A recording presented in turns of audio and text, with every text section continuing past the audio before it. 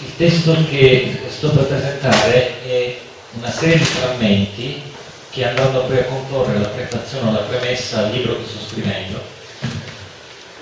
E questo libro, che si intitola The Missing People, si intitola almeno per il momento The Missing People, Freud, Lacan and the Question of Modern Politics, è un tentativo, lo potrei presentare così, è un tentativo di costruire un ponte teorico tra quello che a me sembra il contributo di teoria politica, di filosofia politica più importante, decisamente più importante negli ultimi anni, cioè il contributo che ha dato Ernesto Laclau, che in parte si sovrappone col contributo di Chantal Mouffe, e la teoria di Lacan. Le due teorie non sono, quella di Laclau e quella di Lacan, immediatamente sovrapponibili, e il libro che sto scrivendo dovrebbe cercare di costruire un ponte che tiene insieme le due prospettive teoriche. Questo con l'introduzione di una categoria che non presenterò oggi, che è la categoria di grammatica politica, che si va ad aggiungere alla categoria formalizzata da Ernesto e anche da Chantal di discorso politico. Quello che presento oggi invece, spero di essere molto breve e tenermi nella mezz'ora, è la premessa metodologica, oppure la potrei anche chiamare la premessa ontologica a tutta questa operazione che sto cercando di fare. Now, English. Being is not an object of modern science. One might even say that modern science is precisely characterized by the exclusion of being from the field of scientific investigation. From the vantage point of modern science, being is not real. Being is not among the objects of scientific understanding, be it the ontotheological object of Christian faith, or the first of Aristotle's categories, or whatever else. Nevertheless, modern philosophy keeps on speculating about being, even though being as such is no longer thought of as an object of knowledge, but rather as the very subject of knowledge. Ego cogito, ego sum. In many respects, Descartes' move truly marks the birth of modern philosophy, or the beginning of the only possible philosophy compatible with modern science. The medieval theory of suppositio is a theory about the different kinds of linguistic reference. The suppositum of a term was the object the term referred to. One term could stand in for an object, a concept, a word. Hence the difference between suppositio personalis, a dog is running away, suppositio simplex, dog is an animal species, suppositio materialis, dog is a three-letter word, and so forth. Descartes' ego sum could be described as a further type of suppositio that might be called the internal supposition, or the suppositio sui. In this case, the suppositum is not an external object or entity, but rather the subject, who is saying or silently thinking ego sum. Suppositio is not the same as significatio. While the meaning, significatio, of a term coincides with its connotation or intentional value, suppositio conveys its denotation or extensional value, corresponding to Frege's Sinn, respectively Sinn and Bedeutung. Thus, while significatio expresses the meaning of the word, suppositio entails taking this word as a standing in for something. In the case of Descartes' ego sum, the term ego, refers to a suppositum which is the subject presently uttering ego sum. The word sum does not add any specific meaning or connotation to the word ego. Rather, it makes the suppositio of this term explicit. It overtly enacts the suppositio of the ego. It brings it to light. As soon as one starts speaking of something, one immediately and necessarily changes it into a suppositum, i.e. into something that allegedly exists. The suppositum must be, no matter whether its objective being can be proved or not, no matter whether the suppositum is a true or a fake entity. It must be, at least in the form of a sheer idea or intention, of a purely internal and subjective entity, deprived of any external or objective actuality. In the end, this is what makes Descartes' argument invincible. This argument keeps on working even when the ego is reduced to a merely phantasmatic, imaginary, subjective entity. Even as such, the ego is supposed to be something, and it can be changed into the object of a supposition. Subjective object, res cogitans, chose mentale, pure fantasy. Even as such, Descartes' ego sum looks compelling. Furthermore, one does not need to better qualify its meaning, significatio, in order to put forth such a suppositio. It works perfectly as an empty or almost empty assumption. And this empty assumption, in my view, is the quasi-transcendental condition or locus for the writing or the event of what Lacroix names the empty signifier. The Lacanian definition of the subject reads as follows. A signifier represents the subject for another signifier. Here the word represents means suppositio, not significatio. The subject is the suppositum of a term which is tied together with another term. Outside any syntactical construction, there can be no suppositio. Once again, the medieval logicians had already grasped such necessity. For the suppositio to be possible, one has to specify the context in which the term standing in for the suppositum is embedded. Depending on the context, indeed, the term dog can stand for either one individual dog, suppositio personalis, or the concept of dog, suppositio simplex, or the word dog, suppositio materialis.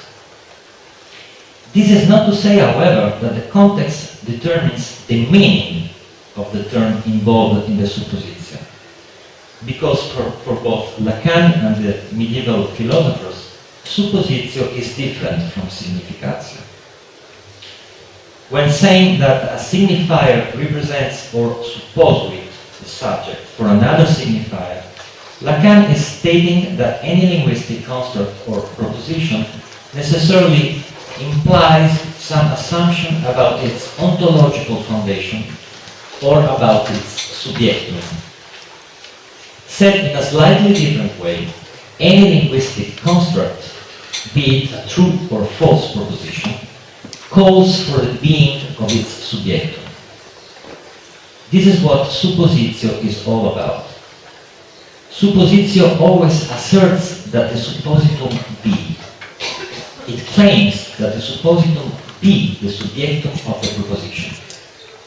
According to both Lacan and some scholastic logicians, this is an intrinsic characteristic of any linguistic construct. It is the ontological propension or pretension of our language. In the age of modern science, when being as such can no longer be the external and objective suppositum of any linguistic construct, the call for the being of propositional subjecta remains. As a result, when being as such is taken into account as propositional subjectum, it cannot but become an internal suppositum, the object of a suppositio sui, the folded up surface of the proposition, instead of the surface onto which any single proposition holds. From Descartes' ego sum onwards, modern philosophy systematically refers to this new suppositum transforming the very semantics of the word subjectum. By so doing, modern philosophy systematically contravenes modern science. The former, modern philosophy, speaks about something that the latter, modern science, categorically rules out of the real. Modern philosophy, based upon the identity of being and subject, that is to say, the overlapping of the subject suppositio and the being suppositio, has no place among modern sciences. Worse still, modern philosophy tacitly moves against the anti-ontological orientation of modern science. And this is not the case of psychoanalysis. Psychoanalysis might well be described as the science of being in the age of modern science. This new science of being does not contravene modern science. On the contrary, it goes along with modern science insofar as it aims at reducing any ontological claim of the subject to an ontological fantasy. De-grounding the subject. This could be the mission statement of psychoanalytic practice. This also means de-grounding philosophy as that special discourse which endeavors to strengthen the subject suppositio and the being suppositio. From a psychoanalytic perspective, any philosophy of the modern subject cannot but blindly nourish the phantasmatic, deceiving, misplaced desire to achieve one's being or human being as such.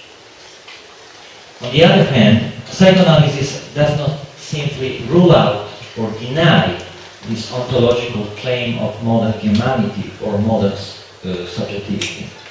Rather, psychoanalysis tries to work it out while acknowledging its recursive necessity. In that respect, psychoanalysis distances itself from modern science and also from that pseudoscientific stance typically associated with some trends of modern skeptical philosophy, which only suggest putting aside the whole question. By making this question the object of a new science, that is the object of a modern science of being, psychoanalysis actually contests all trends and all moods of modern philosophy, even those seemingly closer to the anti-ontological orientation of modern science. The new science of being is the science of being qua fantasy, i.e. the science of subject qua fantasy. As Jeremy Bentham had already highlighted in his Of Ontology, modern science focuses on real entities, namely bodies. Quote, bodies are real entities, end of quote. However, according to Bentham, due to the very peculiar nature of human language, we constantly speak of unreal, fictitious entities as well. Quote, to language then, to language alone, it is that fictitious entities owe their existence. They are impossible and yet indispensable existence, end of quote. For Bentham, the subject, subjectum, is to be numbered among these impossible and yet indispensable fictitious entities. Thus, we move from the subject suppositio to the subject fictio. The English word supposition embodies both concepts. That is to say, the idea of the subject suppositio and the idea that this very suppositio is nothing more than a fictio, a fiction or a fantasy. Psychoanalysis, in this light, simply names the science that investigates such a fiction, the science of the subject supposition. From a psychoanalytic point of view, the subject supposition has to be acknowledged as bare fact or clinical evidence. The fact is that we always speak and think of ourselves as if we were endowed with some being. I am, we are.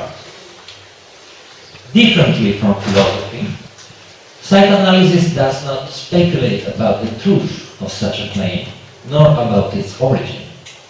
Psychoanalysis is interested in the internal structural articulation of such a supposition.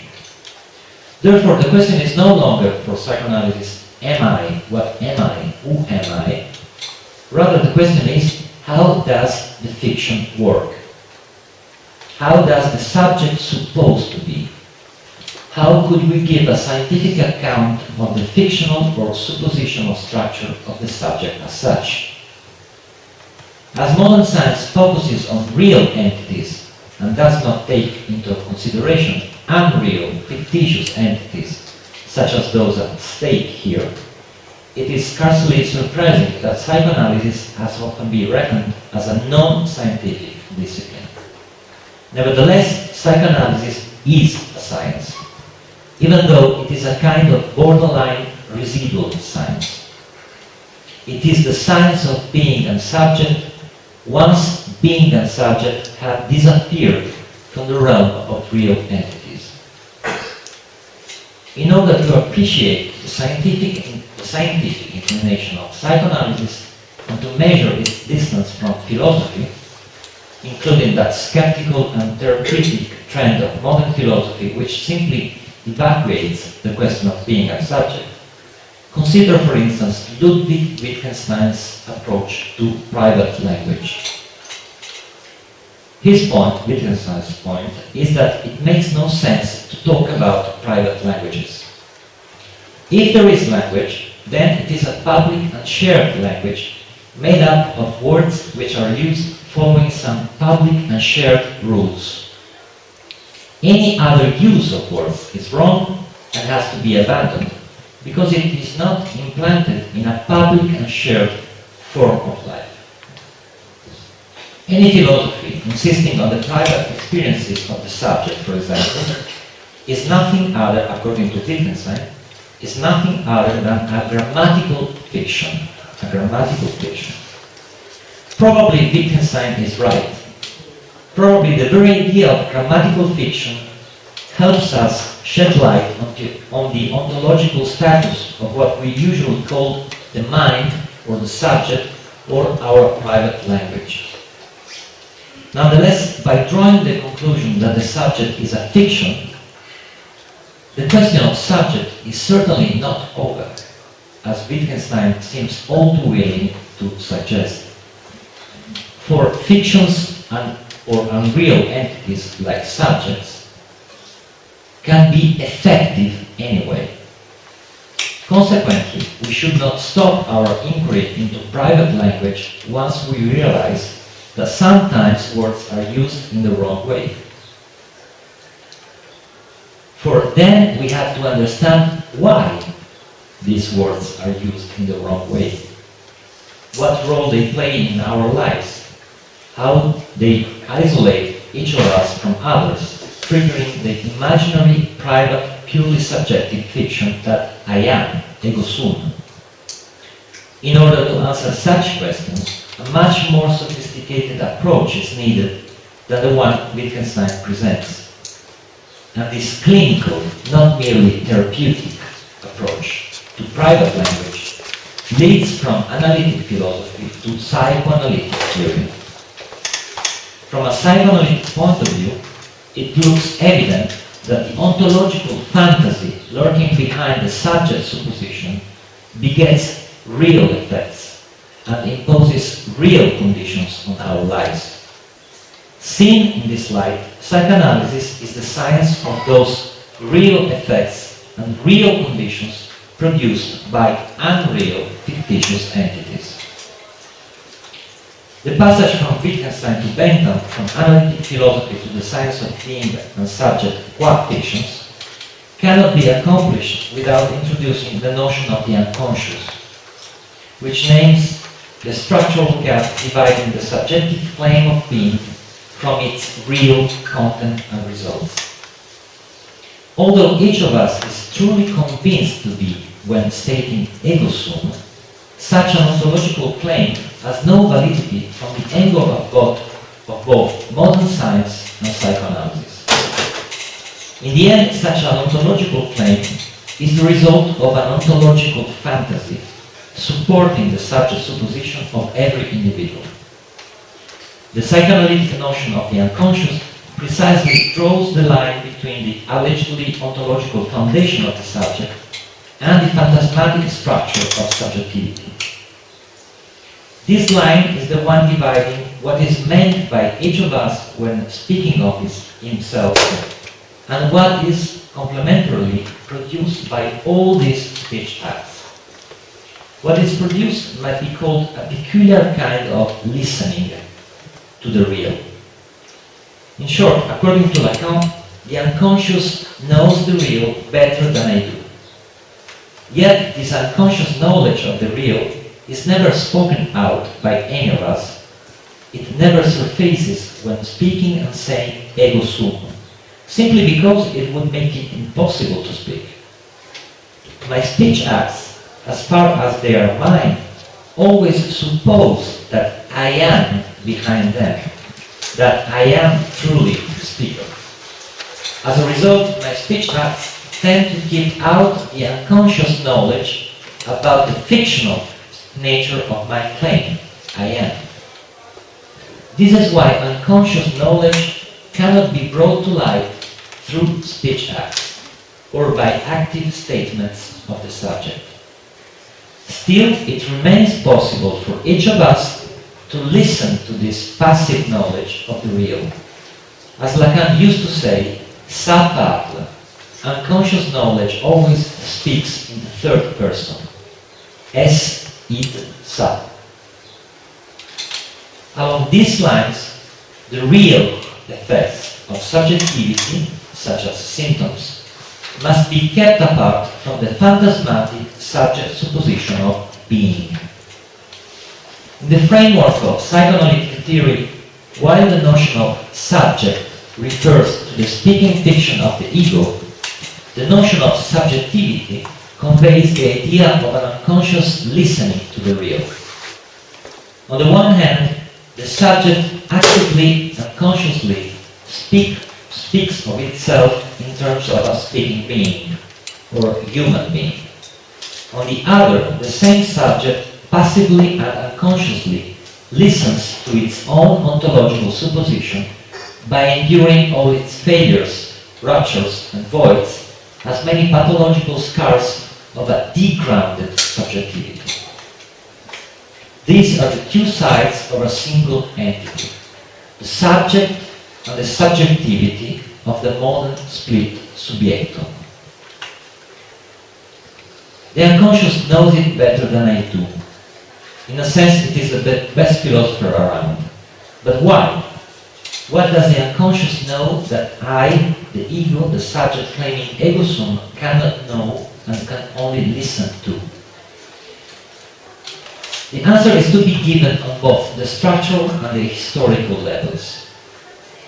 For sure, the unconscious knows something that I, the thinking ego, cannot manage to think on my own for structural reasons. It knows the distinction between real and being, real and subject, which is unavailable to the ego because of the ego's structural design and constitution. By the same token, however, such a distinction between real and being, real and subject, is what marks the birth of modern knowledge and modern science.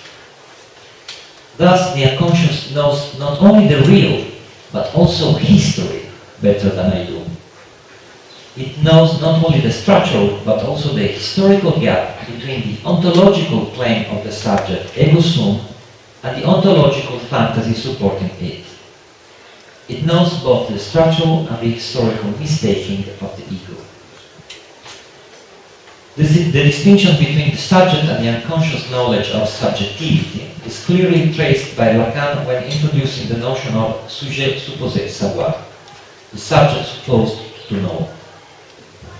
What is really supposed? What is the object of the supposition, meaning here both suppositio and fictio, is not knowledge itself, but the subject.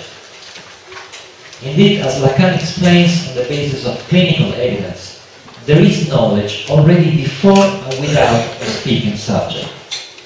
As a matter of fact, the subject is that entity which is added to knowledge only later, when the question arises about the foundation of knowledge. What is below and under the objects of knowledge? As Bentham once again points out, subject, subjectum, is the ontological answer to such a question. I quote from Bentham, the subject, as in its literal sense the word subject imports, is below and under the objects of knowledge. End quote. Once we realize that the subject supposition goes along with the supposition or fantasy of something which is beyond knowledge, below and under the objects of knowledge, it is not surprising to find out that such fantasy goes around an altogether different type of object, the so-called objectività, the object of the drive. By means of fantasies of drives, the subject supposes to be, while unconsciously positing or fantasizing an unknown and unknowable object wherein its own being would have been hidden, buried, or lost. According to Lacan, the pulsional phantasmatic supposition of this object beyond knowledge does not differ from the subject supposition. Actually, they are one and the same supposition, illustrated by the well-known formula Bard S rhombus the small a, where Bard S is a split subject, small a is the lost object of the drive, and rhombus is the fantasy whereby the split subject aims at recovering the lost object together with its own being. Now, the theory of the subject supposition does away with all ontological complications regarding the existence and nature of minds. When treating individuals, the psychoanalyst does not need to presume that these individuals have minds or that they are subject endowed with some ontological properties, because no subject or mind really is in the eyes of the psychoanalyst. Likewise, when addressing the issue of collective subjectivities, a psychoanalyst never needs to speculate on group minds or collective psyches, because for him or her, nothing of the sort really is. No mind, be it individual or collective, has any true ontological positivity or actuality. And yet it remains possible to think about collective subjectivities, for instance political subjectivities. For the subject supposition can be put to work on the individual level as well as on the collective level. Both choices are constantly available in the modern age. As Jacques Rancière keenly emphasizes, the shift from the individual to the collective scale simply displays the passage from the first-person singular claiming ego sum to the first-person plural declaring nos sumus, nos existimus. I quote from Rancière, Descartes' ego sum, ego existo is the prototype of such indissoluble subjects of a series of operations implying the production of a new field of experience. Any political subjectification holds to this formula. It is a nos sumus, nos existimus. End quote. In this regard, the process of collective or political subjectification appears to be a process of collective subject supposition. We, the people. As soon as a grammatical subject like this enters the scene of history, the supposition is made about its being a historical or natural entity, about its being, for instance, one nation, or one race, or one class, and so forth. However, from a psychoanalytic angle, such a subject has no ontological foundation. It is supported only by an ontological fantasy, or ideology, as is the case with single individuals. Hence, a psychoanalytically oriented investigation of political subjects does not take their ontological claims too seriously. Instead, it focuses on the real effects of subjectivity stemming from this or that collective subject supposition. It considers political subjects such as the people, the nation, the race, the class, the church, and so forth, qua fictions, that is, fantasies which beget real effects and impose real conditions on history. As Edmund Morgan, the American historian, underscores, modern history has been systematically haunted by these kinds of fictions or political fantasies. I quote from Morgan's book, Inventing the People. The sovereignty of the people is a much more complicated, one might say, or fictional fiction than the divine right of kings. Before we ascribe sovereignty to the people, we have to imagine that there is such a thing, something we personify as though it were a single body capable of thinking, of acting, of making decisions and carrying them out. To sustain such a fiction, so palpably contrary to fact is not easy. End of quote. The internal tension between subject and subjectivity, the ego and the unconscious, speaking and listening, can also be described as a tension between discourse and grammar. If by discourse we mean the positive articulations of the symbolic activity of the subject, then grammar refers to the invisible borders of this very activity. In the context of a subject supposition, not everything is allowed. Yet the limits of discursive articulations are not explicitly stated. They are not part of the discourse. They are fixed without being spoken out. Consider, for instance, the political discourse of the French nation. In the wake of the revolution, nobody could admit that the political discourse failed to comply with the principle of civil rights. The political discourse of the French nation was literally demarcated by that principle and framed by the Declaration of the Rights of Man and of the Citizen. Nevertheless, the first declaration, 1789, was quickly followed by others, and the list of civil rights was partially changed. As a result, without failing to comply with the principle of civil rights, the French revolutionary discourse could take further steps. And yet, such an extension of its discursive articulations never entailed a grammatical shift, a grammatical change. That is to say, the establishment of a radically new political discourse, or the move from a previous political discourse to a different one. The grammar of the French revolutionary nation, that grammar which might be labeled French civic nationalism, kept on being the same, even though the borders traced by this political grammar were not clear to anyone. They were not visible nor positively determinable once and for all. In this regard, they were unconscious. They were not fixed by definite, graspable statements. Rather, they were drawn by the silent listening of the French people to their own discursive articulations. It was this passive listening that somehow filtered out what was not really consistent and compatible with the subject supposition of the French nation made by the French people. By conceiving the subject supposition as the core of any collective subjectification, we enter the no man's land in between psychology and social theory.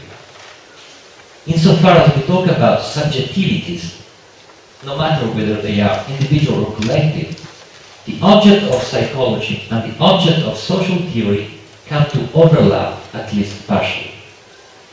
Individual subjectivity and collective subjectivity can be analyzed by means of the same theoretical tools, those offered by Freud and Lacan's investigations into subjectivity as such.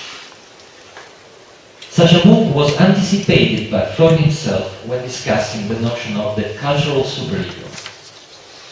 As Freud states towards the end of Civilization and its Discontents, quote, the superego of any given epoch of civilization originates in the same way as that of an individual, end of quote. It sounds like a challenge. By changing the psychological concept of the superego into a historical, cultural, sociological category, Freud was actually establishing a new paradigm for social research, which unfortunately was never followed up by his disciples. Nevertheless, the question remains as to whether and how we can now apply psychoanalytic concepts to the field of social, historical, and political research. Freud and Lacan's attempts to deal with these issues were only preliminary. We have to prolong their insights and build a brand new approach to social, historical, and political theory upon their subversive conception of subjectivity.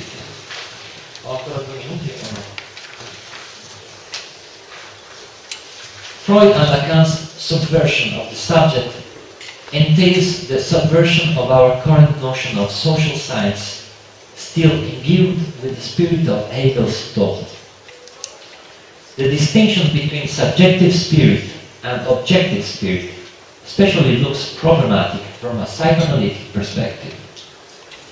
According to Hegel's encyclopedia, psychic phenomena and social phenomena would represent two separate realms of our reality, Wirklichkeit, which are the objects of separate branches of human knowledge. The same ontological partition is still at work a century later, when Emile Durkheim tried to persuade Gabriel Tarde of the existence of social facts, beyond mental facts. The very possibility of a new science, like sociology, depended on the result of this violent quarrel, covering a violent ontological confrontation. If there were no social facts to be kept apart from mental facts, then why should anyone think of sociology as a special science to be kept apart from psychology? Is there any good reason for drawing an ontological frontier between the realm of psychic phenomena and the realm of social phenomena? Differently from Tarde and Durkheim, Freud and Lacan's answer was neither yes nor no. Undeniably, they did not contest the legitimacy of sociology and social investigation at large. However, from their point of view, as any type of ontological claim must be downsized to an ontological fantasy, the problem is not over once we recognize that sociology or social theory or social science are legitimate undertakings. As a matter of fact, the fall of all ontological walls, which generally validate the traditional division of academic labor, opens up new fields of research. Among them, the field of subjectivity, which is precisely the field of psychoanalysis. And in this field, no boundary can be set between individuals and collectivities. As far back as in 1957, William Langer, addressing the American Historical Association, thought that what he presented as the historian's next assignment. Briefly said, Langer was making a plea to historians and social scientists for greater consideration of psychoanalysis, though he was perfectly aware that, quote, much remains to be done in this area, especially in the elaboration of a theory to bridge the gap between individual and collective psychology, end of quote. Since then, the gap has not been bridged, and a very few people have lent an ear to Langer's appeal. Probably the two effects are tied together. Probably still today, very few social scientists take psychoanalysis seriously because of a missing link between individual and collective psychology that keeps on impairing psychoanalytic theory and undermines any psychoanalytic approach to social phenomena. If this is the case, it is only on the terrain of psychoanalytic research that an answer needs to be given, taking one's cue from Freud and Lacan's teaching. It is by enlarging and deepening the theoretical framework of psychoanalysis that we can narrow the gulf between psychoanalysis and social science. This has to be done without perverting the basic assumptions of psychoanalysis. One of them, clearly enunciated by Lacan, is that being is not truth. Thank you.